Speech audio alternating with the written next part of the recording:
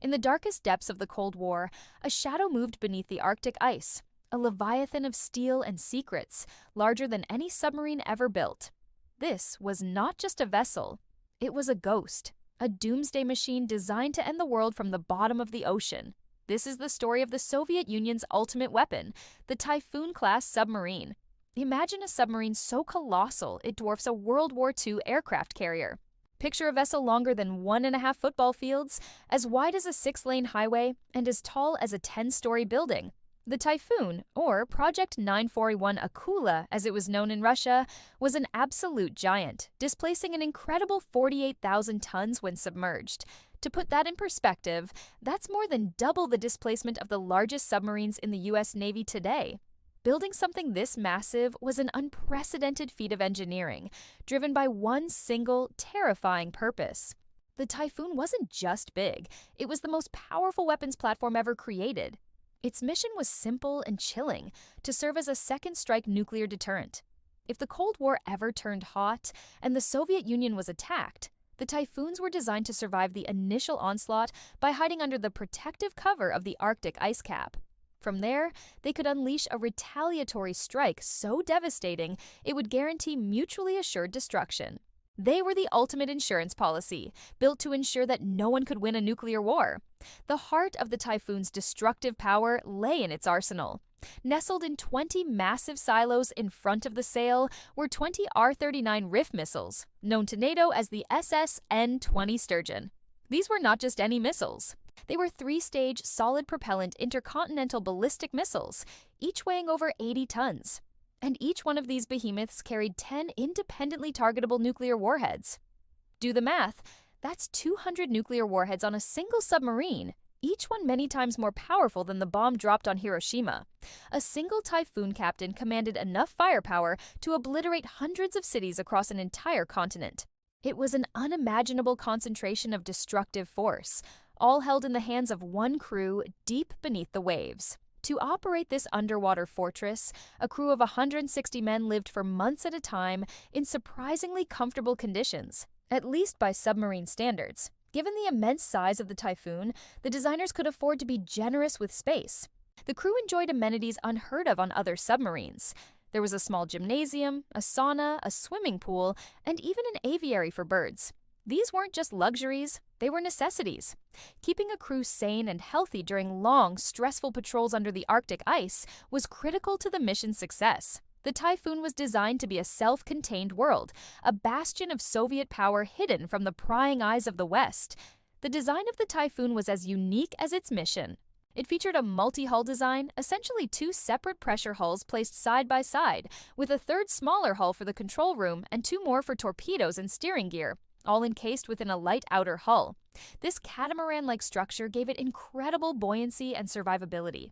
It could surface by breaking through ice up to 8 feet thick, allowing it to launch its missiles from virtually anywhere in the Arctic.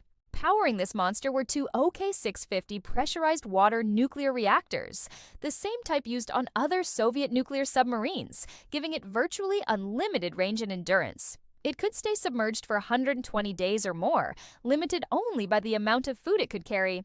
The Typhoon was a symbol of Soviet technological prowess and military might.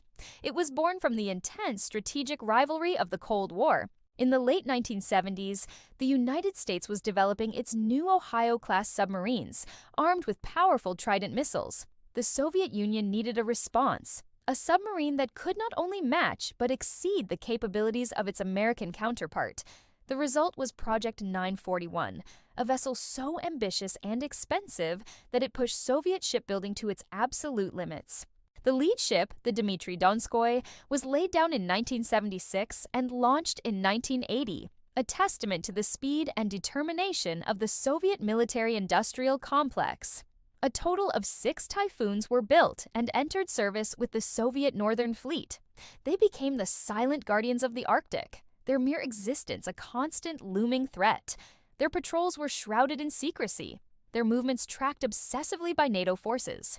The hunt for these red giants became a high-stakes game of cat and mouse played out in the frigid, dark waters of the Barents Sea and beyond, a tense underwater ballet that thankfully never escalated.